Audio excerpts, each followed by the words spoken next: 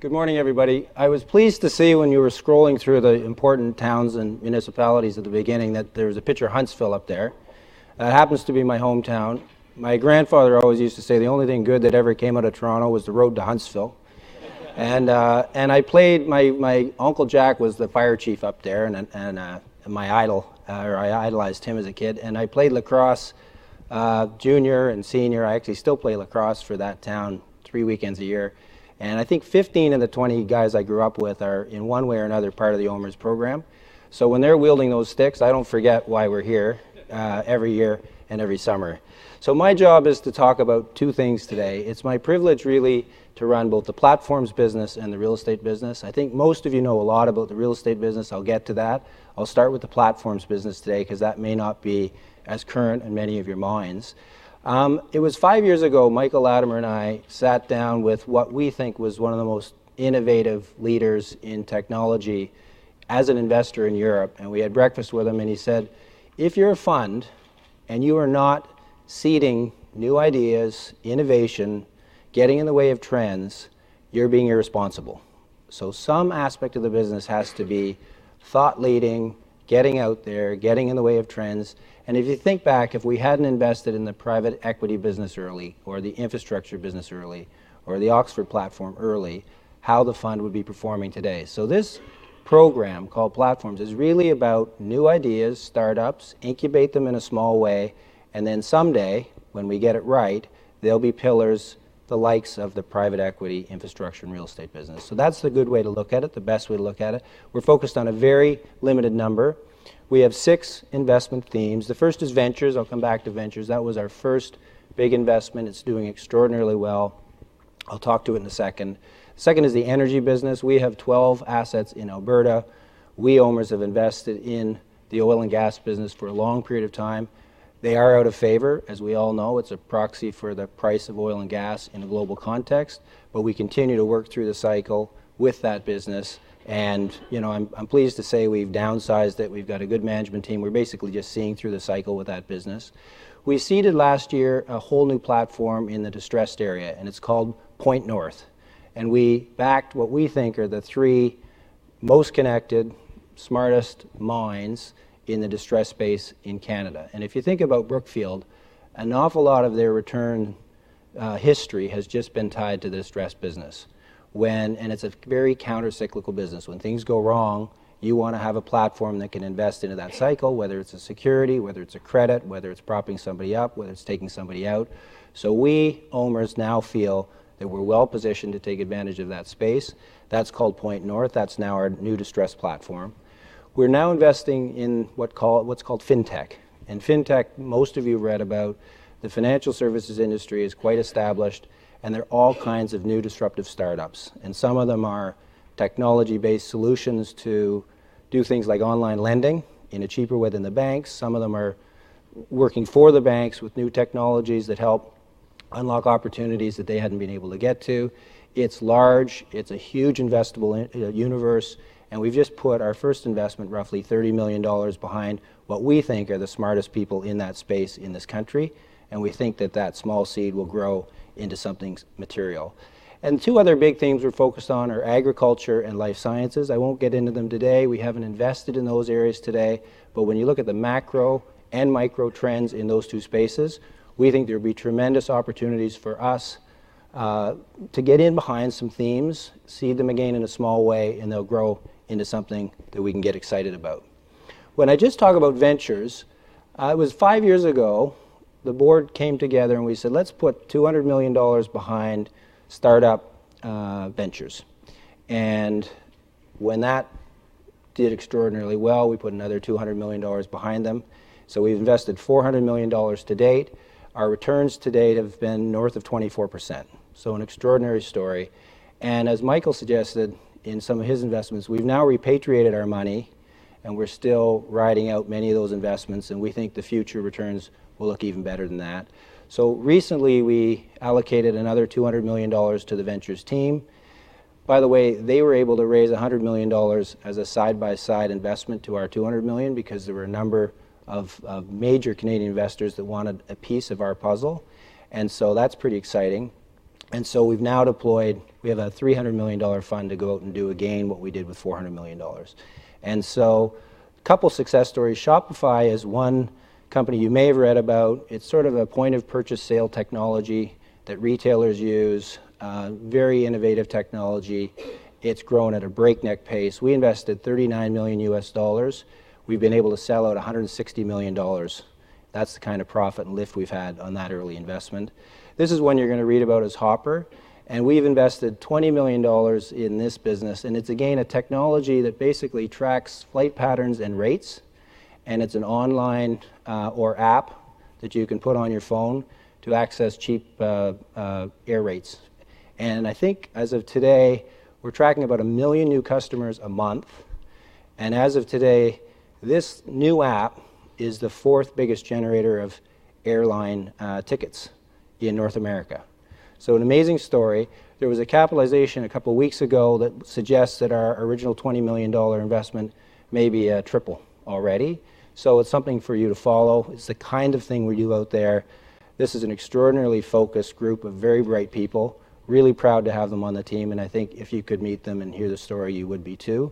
And there's an article today in the Globe and Mail, front page of the business section actually, which really combines what we're trying to do from an innovation standpoint and a real estate standpoint, because the building next to us, 325 Front Street, we've put in a 50,000 square foot incubator that is a sort of a cheap option for startup companies to come and house themselves in that space. We'll have about 25 new startups. And then we bring in our ventures team. They want to come to our real estate because our ventures team can look at the best and brightest ideas. And by providing the real estate and then bringing our ventures team in, we get the best look at the best seed companies in the country. And we think that that investment for we, the Omers family, will be extraordinary over time. With respect to the real estate business, I think most of you know Oxford. It's very interesting. Most of the pension funds around the world, it hasn't been made okay by legislation to own platforms. And because in this country that's been made okay, we've had a competitive advantage in a global context. It's why you hear about us all over the world as a real leader, because we have this operating platform, you know, housed in Omers with this incredible balance sheet, and that combination is formidable. So we are investors, we are developers, we have a fully integrated platform.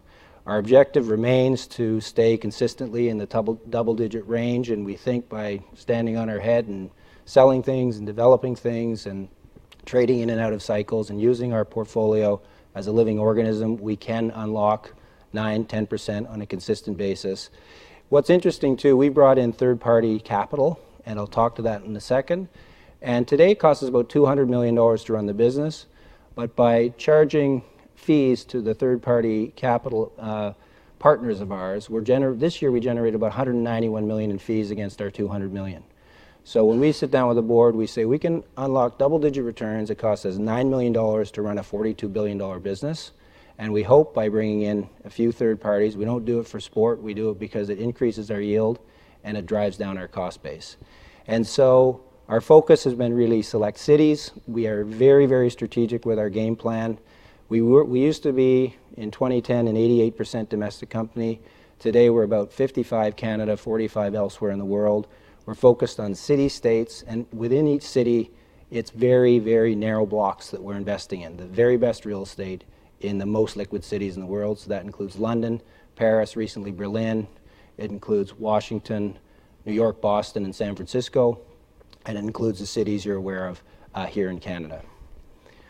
Today, last year alone, $4.4 billion worth of transactions. We today have, at this point, probably about $43 billion of assets under management. We have 188 direct investments globally.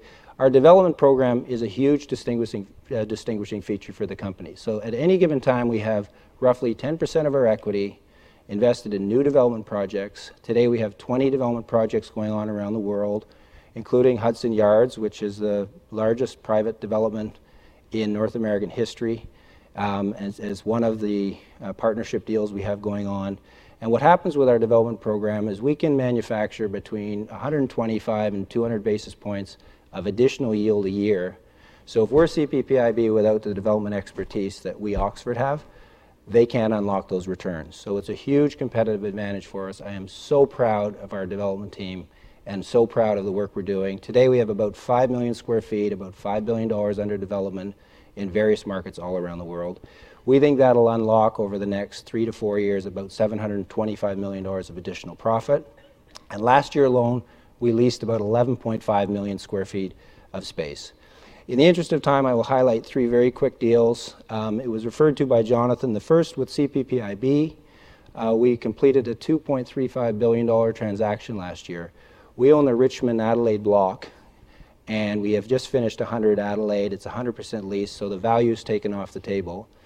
And we also completed 2 buildings recently in Calgary. So we bundled those buildings, roughly 4.2 million square feet. We sat down with CPPIB. We brought them in on a half-interest basis, charged them fees for their half interest. Whenever you half your real estate holding and then get fees against the second half, your yield goes up. And it was enabled us to de-risk our exposure in Alberta. So that package made total sense. And I think, to the best of my knowledge, that's the largest transaction in Canadian history. So that was your company last year. In Washington, this is a good example. We built a spec building. We have incredible partners in Washington. We went in on a 50-50 basis. We built a 600,000 square foot building. It was 91% pre-let in November. It's at or about 100% let today. It's the nicest new office building in Washington. Again, something you'd be very proud of. And this last building is the Leadenhall building sale. Fingers crossed, and it's a risk even talking about it today because it hasn't closed. But here's the story. 4 years ago, we shook hands on a 50-50 basis with British Land to build a 619,000 square foot building, an exquisite structure designed by Sir Richard Rogers. It was risky to do it. Cost us £500 million to build it. Fast forward, we opened it in November of 2015 at 91% leased. It then quickly became 100% leased. And post the 23rd of June Brexit, our partners thought they might want to sell. We were reluctant to sell because this is the kind of thing we'd like to hold long term for all of you. And we got an unsolicited bid from an Asian investor for £1.15 billion. So we spent $500 to build it. We have an offer for $1.15 billion. The return for that individual would be less than 2%, which is just something we can't, it's just too good to be true. Our profits on a single asset, 600,000 square feet, provided it closes in June, so fingers crossed, will be about 515 million Canadian dollars. So over $500 million on a single asset by getting it right, having the courage to do it, 3 or 4 years ago, and executing against it. We all talked about diversification. So in addition to being diversified from a geographic standpoint, we have 49% of our portfolio in office, 29% retail. Each of the other food groups occupy a different amount. We look at sort of industrial and residential as our bonds. We look at office and retail as our equities. If a business plan is about what are your strengths, aligned to market opportunity given limited resources, what are our strengths? Today we have a $40+ billion portfolio which we can scale up, scale down, develop, sell, use to the best of our ability to unlock returns for you year in, year out. We're vertically integrated, so we do everything ourselves with a team of roughly 2,000 people. I wish you could get to know this team. Our senior team are extraordinary. I've never worked with a better group. You'd be incredibly proud of the way they work together, the skill sets they have, and how they execute. That goes right through the organization. We think our governance model is totally supported by the board and collaborative and transparent. And we're a leader. Every year we're getting about 100 awards in a global context, including this year the highest award for being, in the large development category, the foremost thinking company on sustainability in North America. So there's over 100 awards and acknowledgments that the business is getting. And like my partners, we're focused on high quality assets, steady income, and meeting the pension promise. That's what it's all about. I'm here to say you own, honestly, one of the greatest real estate companies in the world, in my opinion. And it's purposeful, it's powerful. We know what we're there to do, which is to deliver to the 470,000 pensioners, and it continues to be very profitable on your behalf. And with that, I will call upon Marianne and Frank. Thank you.